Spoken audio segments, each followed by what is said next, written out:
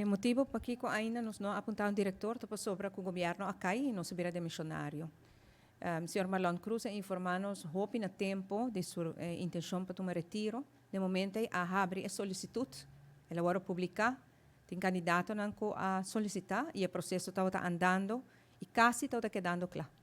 Pero depois da eleição, mirando o resultado da eleição, que provavelmente vai vir governo novo, me preferir para a nomeação de diretor tomar lugar de meu sucessor. É ministro que tem que trabalhar com o diretor novo para a mestra que está nombrado. Outra coisa está claro, o processo está encaminhado praticamente na final, pero para a toma de decisão, também para o ministro novo tomar.